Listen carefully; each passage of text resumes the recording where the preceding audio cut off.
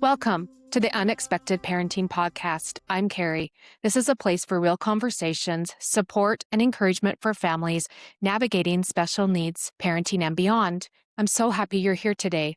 Today on our podcast, we're happy to welcome Jada. Thank you so much for coming on to share your story of your family with us. Well, thank you for having me and Yes. letting me talk about kind of what I've been through with my kiddos. And I love any chance I get to talk about them and just bring awareness to what they're going through and Awesome. highlight all how special they are. And I also love you. And so I would do anything for you. Oh, So you're thanks for so having sweet. me. Thank you. You want to start out by just sharing a little bit about yourself and your family and how Yeah. you've been navigating parenthood. Yeah. So first of all, Carrie and I have known each other for almost 13 years. Yeah. I'm almost 13 years in Okay. in the NICU. So Carrie's been with me before this parenting journey has started, and she's got to see all of it. I mean, she's in the ER when I broke my leg. She's been with me, and I've done a lot of things. We're good and friends. We are. And Yeah. Not just coworkers. yeah. So you That's what I have love about our unit. Yeah.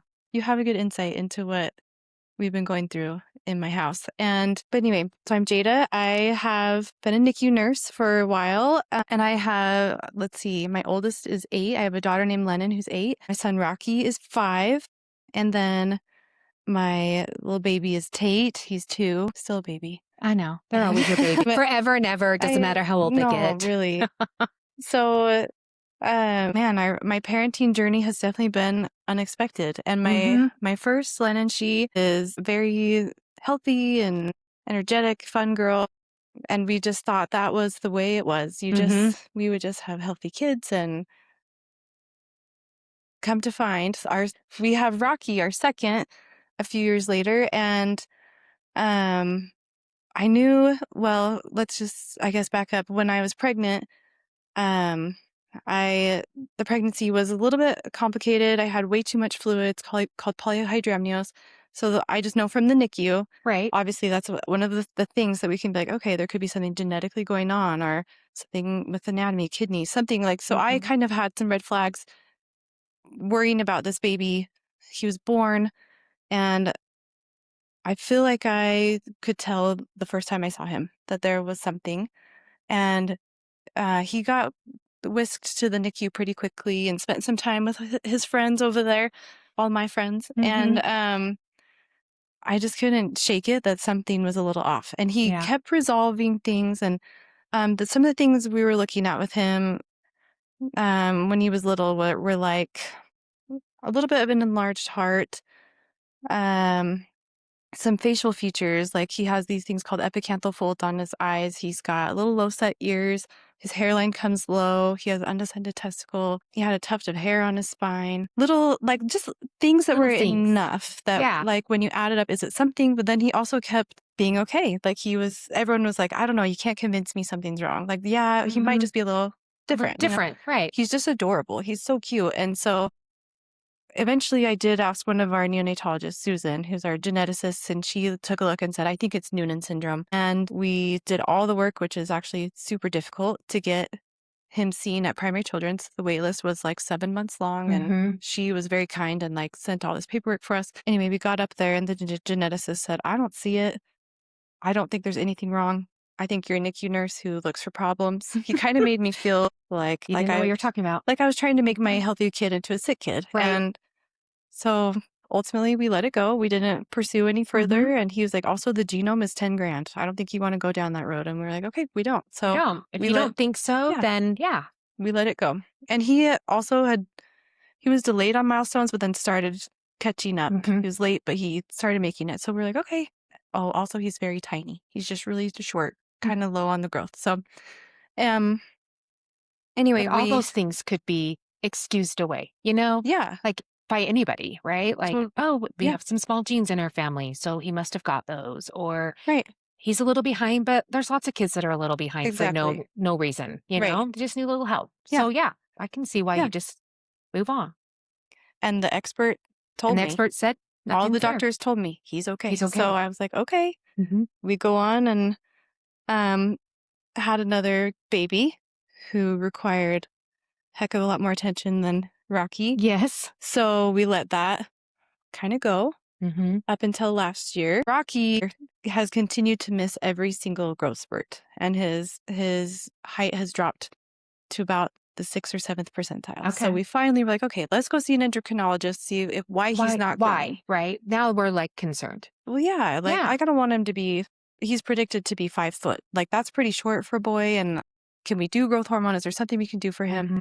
Anyway, we finally see that doctor and she says, we really need a genome. We need a diagnosis if we're going to treat, because you have to be below the 5th. So for insurance to approve your stuff, it's a whole battle with insurance that I've learned. So yeah, insurance is a interesting battle all the time. It's just the cherry on top. Like all the challenges, you're like, let's add that too. Let's just add that on top. Here you go. Yeah. So ultimately, we're back at the geneticist who also says, I don't see anything wrong with your son, but let's send a genome. At this point, 3 years later, genomes are almost free. Like, yeah. Crazy for my son and me and my husband. So it is crazy how the pendulum swings so quickly. Yeah. So it was a no-brainer. We did it, and we got those results back. It was Noonan syndrome and also Lynch syndrome, which is like a cancer precursor. They found that in my husband, but my little boy, his Noonan's is totally random.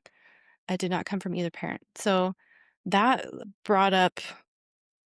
Is that common with Noonan's? That it's random? To be random, or is it usually genetic from one of the parents? If you have Noonan's, it's 50% inherited. Okay. So if Rocky has kids, it will be 50%. Okay, that's how tuberous sclerosis is, which is what Austin and his dad have.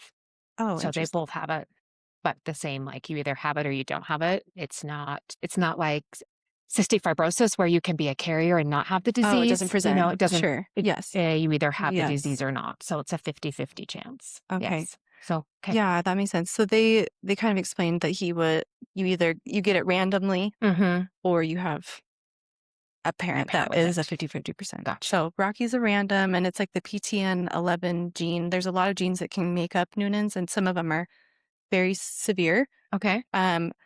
Or they're pretty mild, like where people are living with it and don't know they have it. So into adulthood. So we happen to know someone, we both know someone that has lost a baby with Noonan's, and so I feel like I already knew a little bit, and it was a little bit easier to step into that world. Like it's not something that I've never heard of before. Right. Which does help, I feel like. Yeah. Comes with heart defects, kidney issues, bleeding issues, cognitive, developmental, neuro stuff or behavioral stuff. It can have like the growth issues. So we've just been over the last few months doing so many appointments trying to get. Now you have the diagnosis. Now you have to figure out what else to do with it. Well, yeah. Now what's wrong with him? What's wrong? In fact, on Thursday we just got an MRI on his neck, and it showed that he had the oh my goodness, I'm blanking the name. Chiari malformation. So now we're meeting with a neurosurgeon for my little boy, and he's just got diagnosed with ADHD and autism, and like this year's been a little bit of a whirlwind with getting his diagnoses and figuring out what he needs, and it's also been really validating. Yes, that I wasn't crazy. Right. Yeah.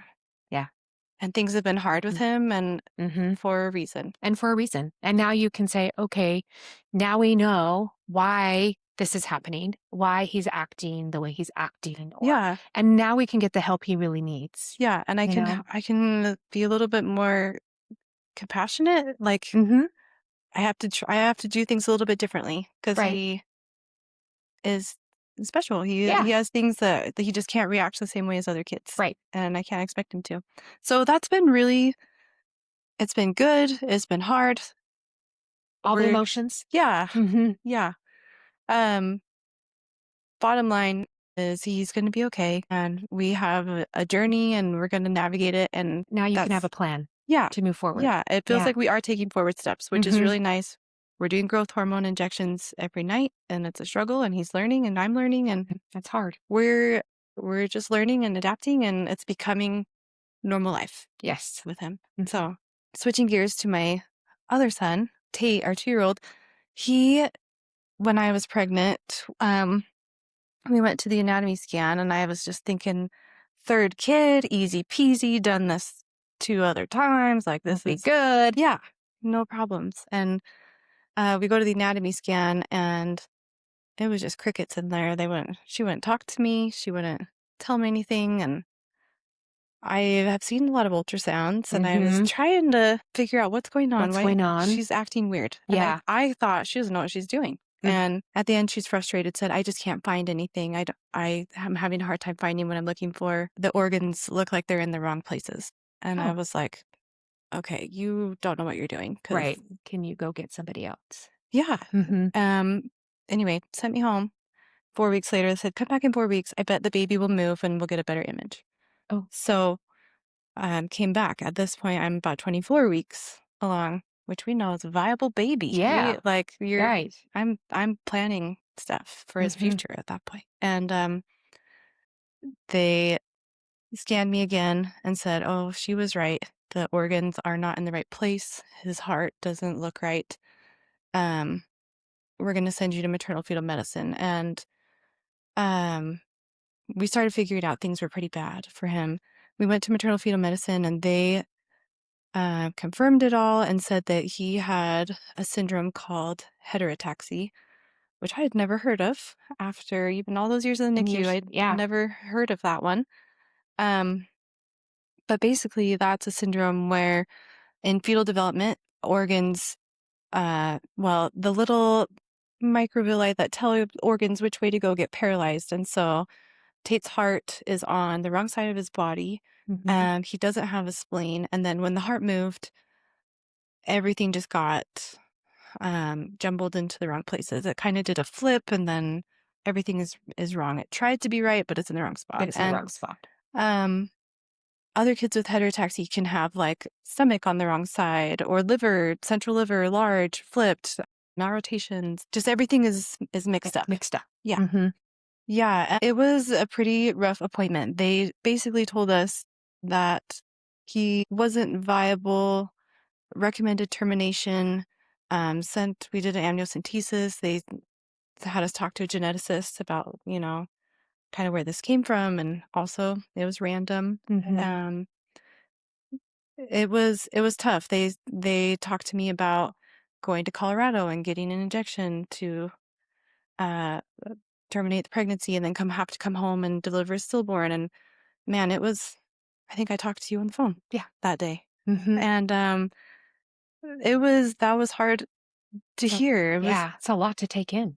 With a viable pregnancy, you know what I mean? And so it was hard to make that decision. You have to have two different doctors sign off in the state of Utah, because the law, like, you can't do a legal abortion beyond 18 weeks unless it's what do they call it? A fatal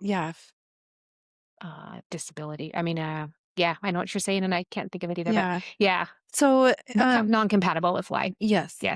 Which technically the doctor did say it's possible he could live with multiple surgeries. So we had to go get a sign off from an OB and a cardiologist. And anyway, I think it was about 2 weeks of getting into doctors and just getting through that. So at this point, you're 26 weeks pregnant.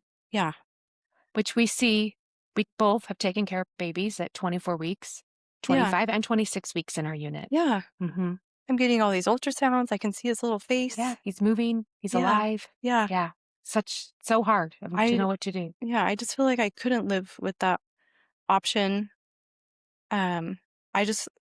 Ultimately, my husband and I did a lot of prayer and just got so much information. And ultimately, we just decided that the only option we could live with is that he needed to be born, whether it was then or if we wait till the end of the pregnancy. And he just needed to be born. Right. And then we would accept whatever happened. He ended up coming early. I worked a really long shift. He came at like 36 and 3, and my water broke in the middle of the night. We rushed right up to the U, and you had to deliver there so you would be close to Primary Children's Hospital. Yes, correct? Yes. So we delivered at the U, and miraculously he came out screaming with red hair. Yeah, he's feisty. And they whisked him away very fast. He had a lot of complications. He had a really fast heartbeat even when he was in my tummy, and then right after he was born, right back into tachycardia. So he got whisked right away, and I did not see him for the rest of the day. But I just remember his little face. He came out crying, and Mhm. like that's what I Remember. needed. Yeah. I Right. mean, through all of that pregnancy, I can't tell you how hard it was to be Oh, yeah. pregnant with a baby that may or may not survive that event. And Mhm. it took me at least a year to be able to go back and look at those pictures of the day. It was, I can imagine. yeah, it was tough. So much anticipation building up to that day as to what would happen.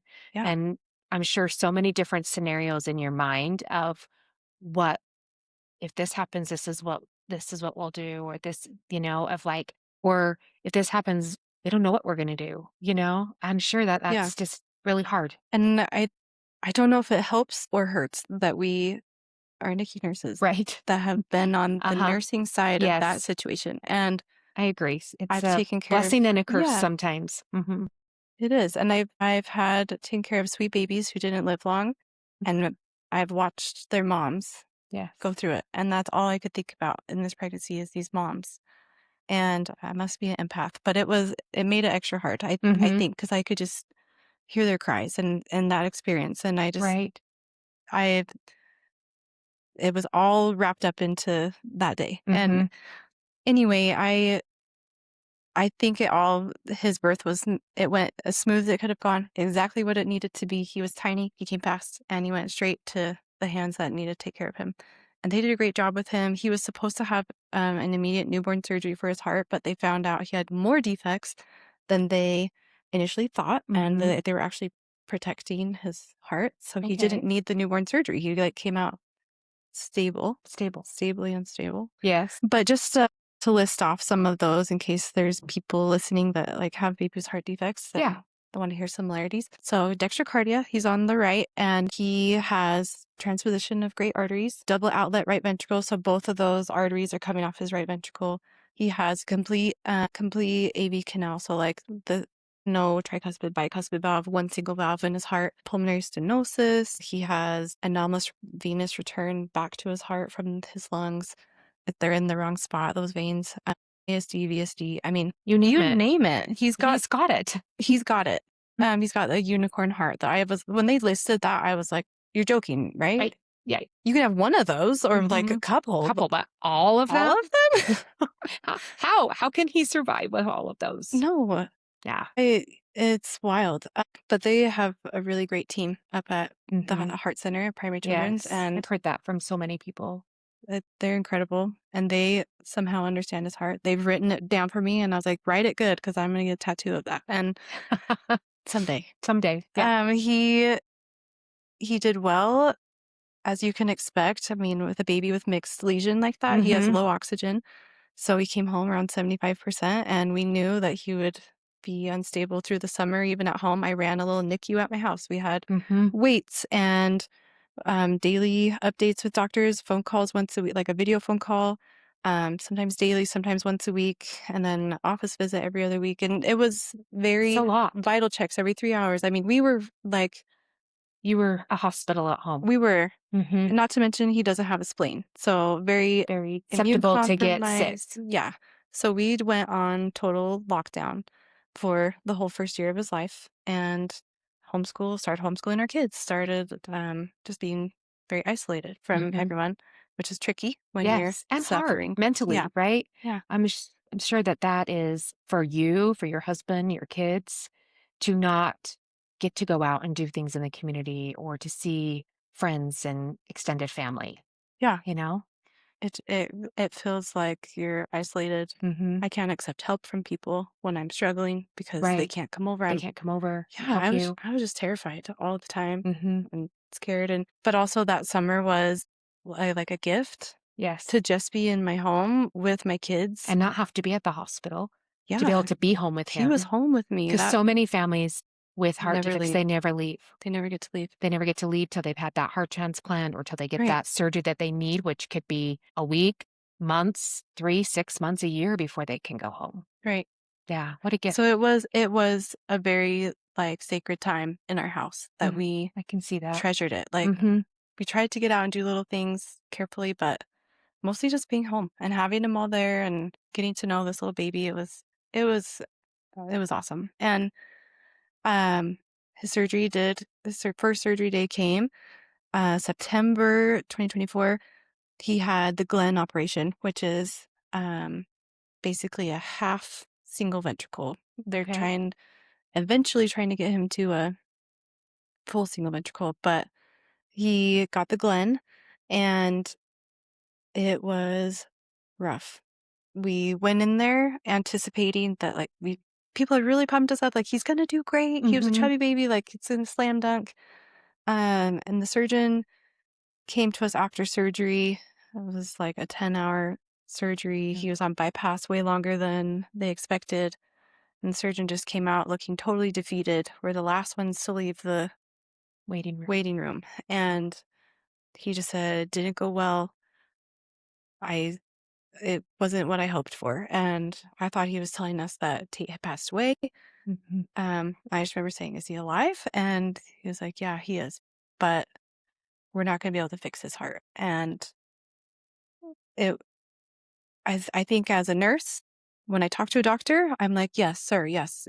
I We just go take all the into information. we go into medical mode. Yeah, Mm-hmm. Yeah, I've done that many times in my life too. Yeah. I didn't like hear what he was saying as the mom. Yeah, I was just Yes. like, okay, what's next? What's next? Like, Mm-hmm. just give me the information. And he just said Tate's heart, he hoped there was a fix for it. He does not believe there's a fix. He thinks if we attempt a Fontan, it's not going to work. There's all these complications. And basically, he thinks Tate will live the 3 to 5 years, be really healthy, and then it will completely flip. He'll go into heart failure. Only one of 4 kids survive to get that heart transplant. They're just hard to come by. Mm-hmm.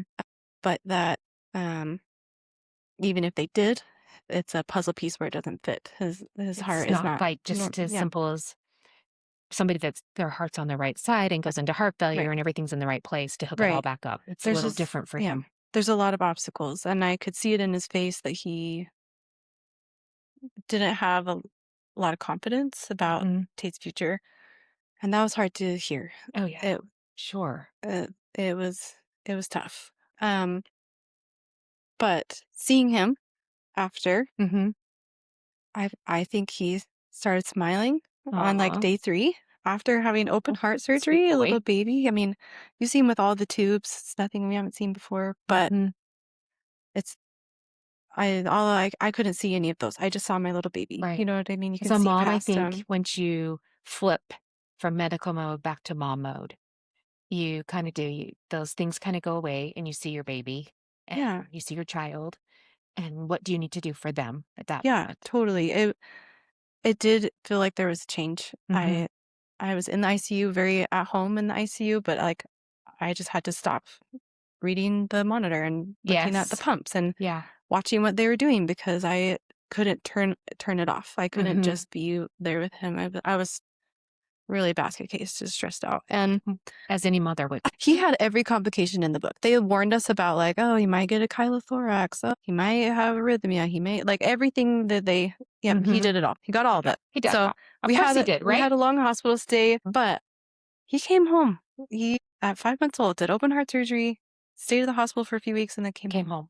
Like it feels like I'm saying that like a blip of time, and then the vacation was over. We came home, but it was like the most monumental thing I've ever gone through. Oh yeah. Um, so traumatic, and I'm just so proud of him. Like Mm-hmm. he did it. This little Yeah. baby came home after that, and They have so much. I think as a NICU nurse, we've seen this. Babies have so much resilience in them. yes, And it's crazy because I'm like, how do these little teeny bodies have so much strength they do. to get through things that as adults, we would probably just give up and Oh, never get through it, for sure. That But amount of pain, they have such a special little spirits that they just push through they things. do. Mm-hmm. They have like will to live, and I think they Yes, do it for their mamas. I do too. Like Their moms and their dads. And yeah, yes, ah, definitely. he he's so sweet. He came home on oxygen for a few months, and we got rid of that. And the advice we got after that was enjoy every moment, make the most of the Mm-hmm. next 3 to 5 years. And it has been learning how to deal with grief and joy at the same time. Mm-hmm. And making every moment count while in my head there's a countdown and constant fear happening. Mm-hmm. And I am trying to shut that off and just enjoy The moment. what I've got right in front of me, the sweet little family in front of me. But the challenges don't end, Right. we just keep taking steps forward, and this is our journey. And I'm so glad to be the mom of these kids. Mm-hmm. But man, there are days that I would wish it away. Yeah, 'Cause absolutely. It's very hard. It's hard. Yeah. Yes, for sure. And he just had a checkup last week. He did. He's Yeah. 2 now. He's 2. He just turned 2 in April. He's had good echoes ever since his surgery. And I think the things they're looking for is like valve leakage. Mhm. This is mild, so that's great. His contractility is good. So we're kind of on a 6-month check thing until he gets to that 3 to 5 age range where he can possibly be a candidate for the next surgery. Yeah. So, and that's what we're hoping for, is that he can be a candidate for the next surgery. And what would the next surgery be? It's called the Fontan. And it's basically a single ventricle circulation. So Okay. he's half right now, and then they would go to all the way full single ventricle. And what that means is you don't change the structure of the heart. Okay. Like you don't have one single ventricle pumping. It's just the amount of times that blood passes through your heart. So you have 2 giant veins that dump blood back to your heart. Mhm. What they do is disconnect both of those, pretty much attach them to the arteries that feed your lungs oxygen. So he's had one done. They'll move the next one with the next surgery. But so your circulation goes from your body to your lungs to your heart back to your body, which is different than you and I, who have body, heart, lungs, heart, body, Yeah. and big pumps in there doing it all. So, but you know what? Fontans have been around for about 40 years, and there are people living into their 40s. So there's always that chance. There's always a chance that will work and he won't need. And if it doesn't work, then he would need a heart transplant, most likely. Yeah. But medicine is just like Changes so fast. Yeah. It's moving quickly. There's a heart in Stanford right now that's beating that was grown off of a human fat cell. So, I mean, they're talking about having stem cell heart transplants in the next 20 and 30 years. That's crazy. I know. I look into it all the time now. I'm sure you do. I'm obsessed. But yeah, things are coming, and it's taken me a while to get to this point, but I have so much hope that good things are coming. Yeah. Yeah, there's a lot of fear, and I have to And there's not quiet many it, but and there's not many families because it's so rare. So it's not like you didn't have another mom to talk to about her experiences through it and no. that. And I know recently you talked about him on TV and you met a couple moms who also have had a child with this, and that is helpful at times to meet somebody. It's a miracle, actually, because so heterotaxy is about 1 in 50,000. Okay. How rare it is. And depending on the defects, every kid is different. It's different, right? But oh man, I could just tell you, I met a mom at just totally by chance at a soccer practice. I saw her sweet little boy and noticed he kind of had this his lips are a little darker, and I thought maybe something's going on with him. And I asked about it. She said, "Oh, he has heart defects."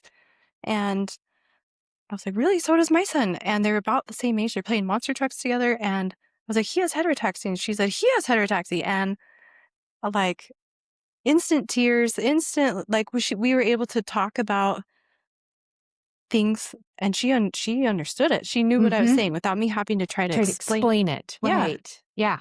I mean, and that was about a year and a half out from surgery. And it was the first time I felt like someone gets it. Someone like, oh my goodness, I'm not the only one. And that was amazing. I mean, even right now, I'm ready to cry about it. But Because that was so the hard. best. It's so hard to feel isolated and alone in a diagnosis and not have anybody that understands what you're talking about, you know? Yeah. You know, those of us in the medical field can a little bit know, and I can sympathize with you of having a child with disabilities, that life is not normal, but not having the same thing is different. Yeah. I mean, hard is hard. We all get that. But having something so specifically similar, it was amazing to have another mom that. And I bet she felt the same way. I think so. We exchanged numbers and we're friends now. But yes, I love that. Yeah, that was a really cool experience. I needed that. And it led to like all of a sudden this door just opened. Mm-hmm. That happened. And then all of a sudden this car wash opportunity came up where we were able to like do fundraising for Tate through this car wash. And I talked on the news about the car wash in hopes that maybe there's someone else out there Right. that would hear this and have another mom. Another Maybe- mom. Right. Maybe I'd meet someone.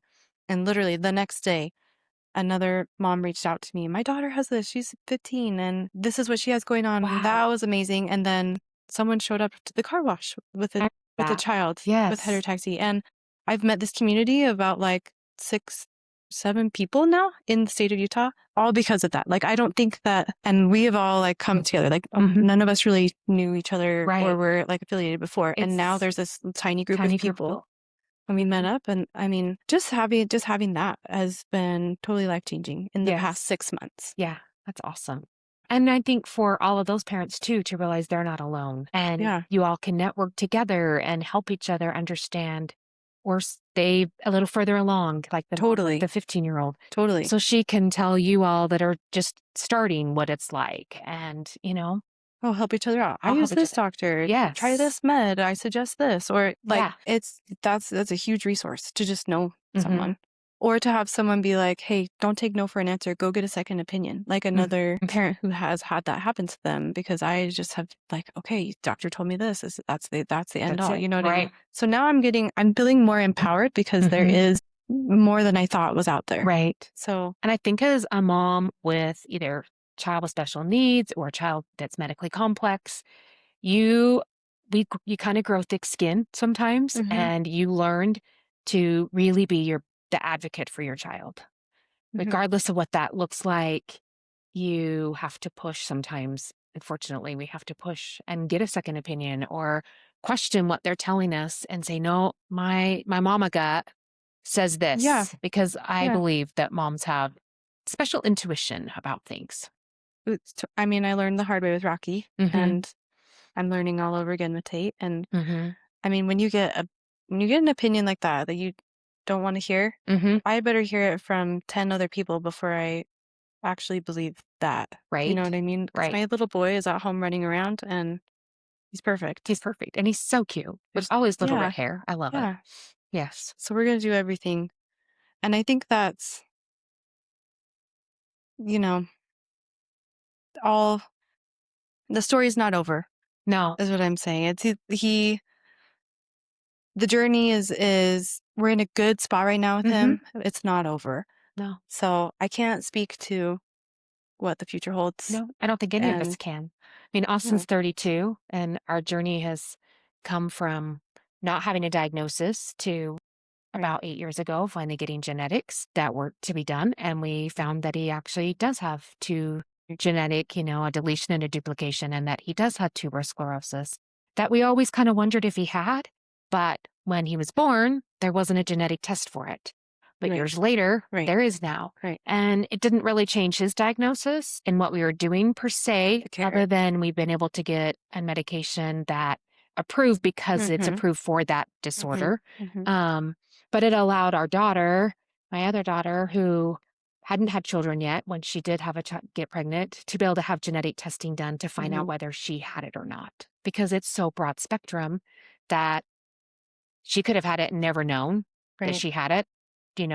Like a child like Austin who has developmental delays and epilepsy and all of those things. And so I think sometimes fighting for things for the child is difficult, but it's the right thing to do in the end. Yeah. Yeah.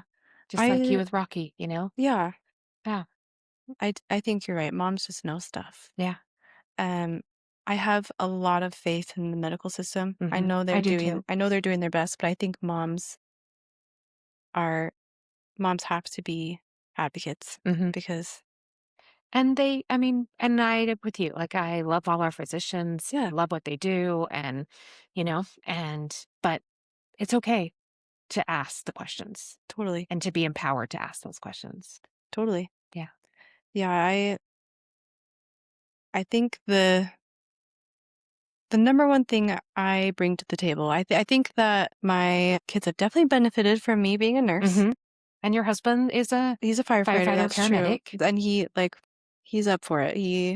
is very calm. Those guys are great in an emergency. Yes. So he's the rock calm, when I'm rock like, when you're falling apart. But I think more than anything, I may not be level-headed all the time, but I will always show up. And every morning I get out of bed and I take care of my kids and I take on the day and I may get overwhelmed, but I'm always there. And my kids are going to know that. And I'm going to fight for them no matter to whatever end. Right. No. Right.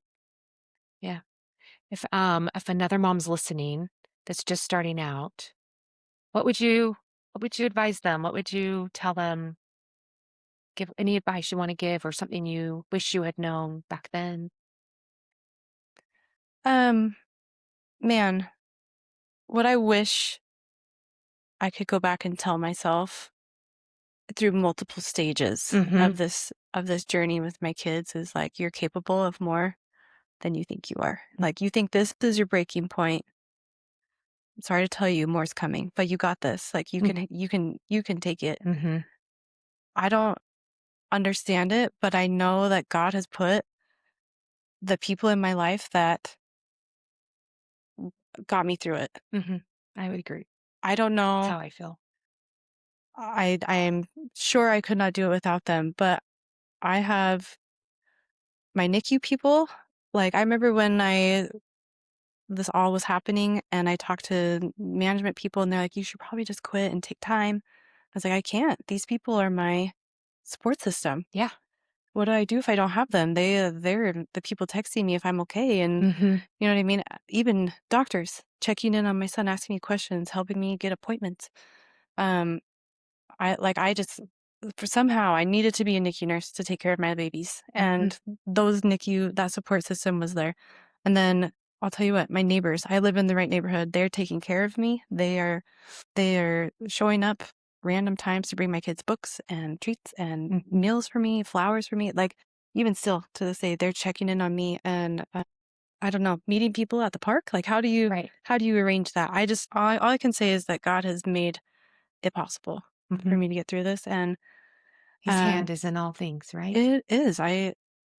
It's all hindsight, but it's like, whoa, Yes. this is happening exactly how it's supposed to happen. Yeah. And I agree with that. so I guess my advice would be use your support system, let people help you. Don't stop feeling ashamed about it, because I definitely have had that struggle of like, I don't want the help. I don't want to feel needy. I'm not a charity case. Easier to give, right? It's easy for us to give and to be that person, being the support to somebody else. But when it's you that needs it, it's really hard sometimes to be on the receiving end. And I agree 100%. I've been there, and that it's hard. Yes. Yeah, I can do this. I got it. And then you're like, nope, I don't. I need help. And that's okay. It's okay to ask for help. Yeah, asking is hard. If there's anyone listening that needs to know how to help someone in a situation like this, just do it. Don't ask, just do it. Just do it. Because I'm too prideful to ask. I'm not going to do it. With a meal, put it on their porch and knock on the door. Yeah. Leave it for them. Yeah. Do you have a little extra cash? Put it in an envelope, mail it to, gas gets expensive driving to those specialties, appointments to the hospital. It's outrageous.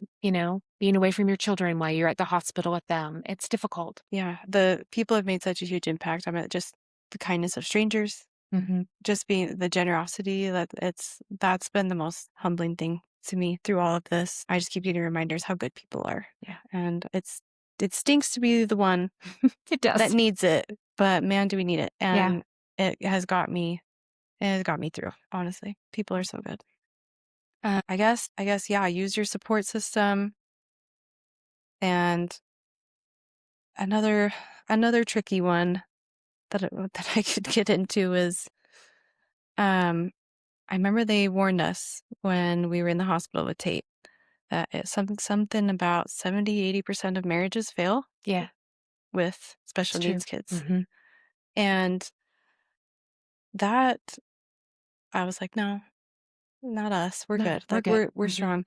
Man, about 2 weeks into it, you start, and you're in survival mode. Things get hard. Yeah. It's hard to feel emotions anymore because you're just in survival mode. you're numb. You're not like, you're And experiencing so I much trauma, you're numb. and I think we've seen this in the NICU, and I've seen it with many special needs families over the years. And in my own family, we all um, we grieve different, we Mhm. cope differently. Totally. Sometimes I feel like dads feel like they have to stay strong Yeah. in the family, Yeah. and they have to just keep one foot in front of the other. They have to keep working to provide so that mom can be at the hospital with the child. Mhm. And then, boom, they finally hit that wall. And it's difficult. It's hard to communicate. And yeah. Yeah.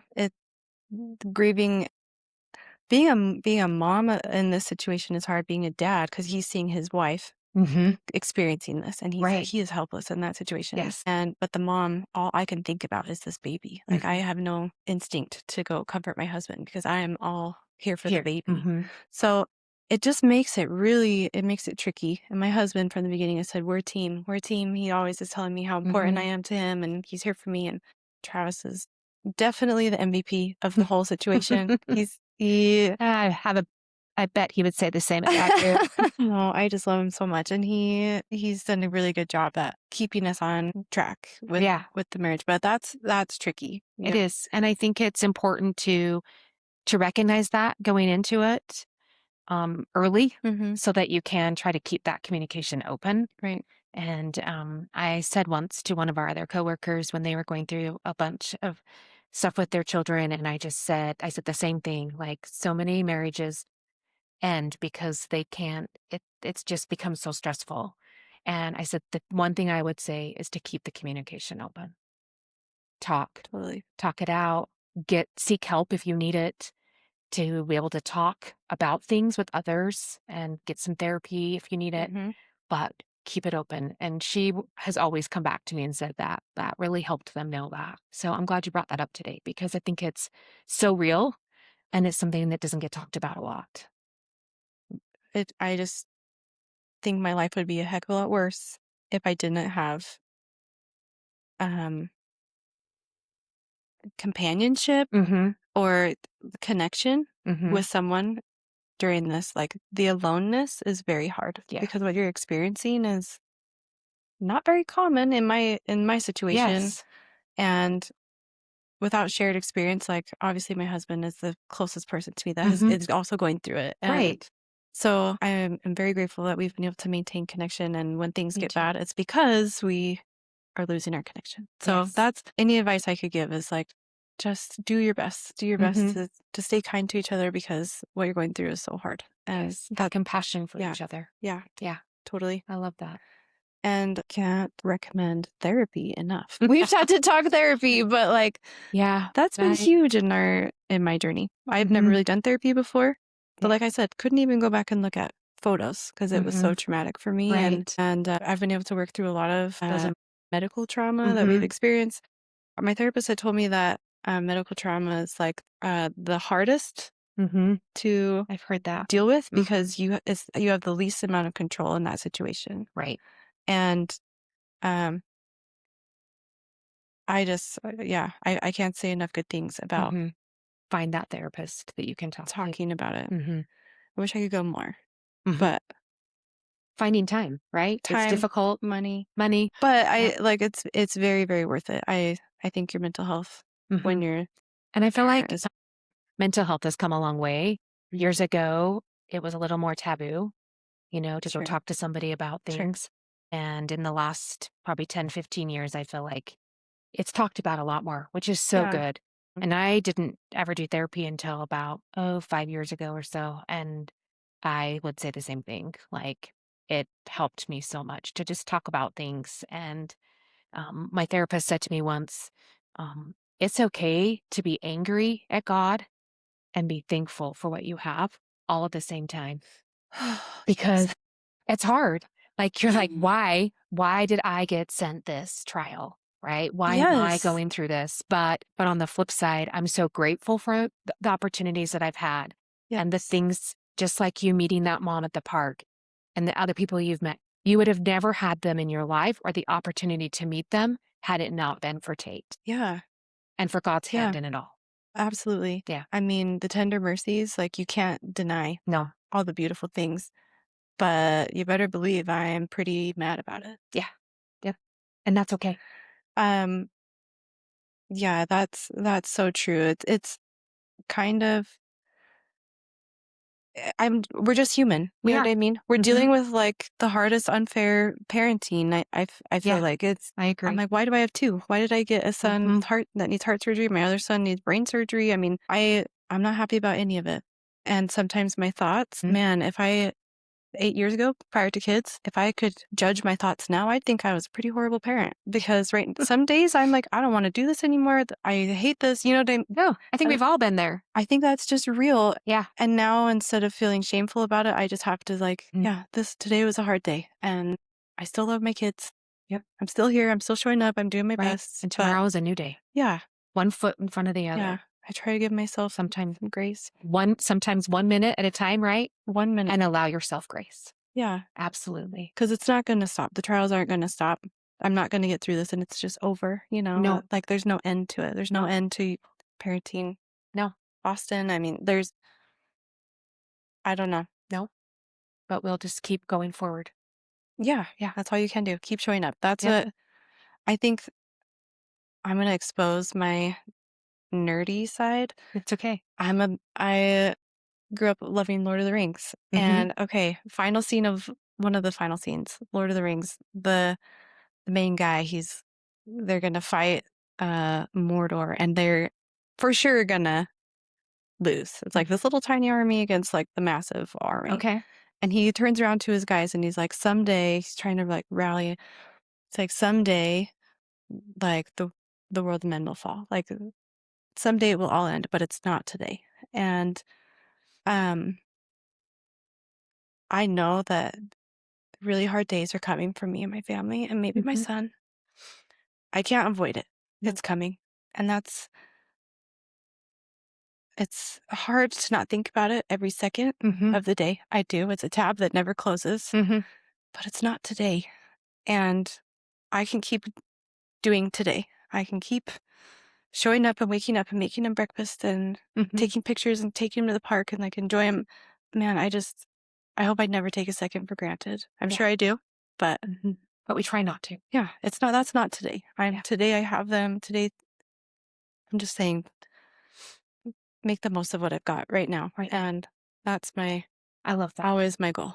I love that. Anyway. Thank you so much for coming today and sharing your family story. And we hope to hear more of it in the future, maybe, and see where these cute boys go and follow through. It'll be the happy ending. Yes, I love that. I want that for you. Thank you so much, everybody, for joining us today. And if this story resonates with you or you know someone that this could help them, please share it and let them hear the story of Jada and her family. We thank you so much. Thanks for having me. We'll see you next time.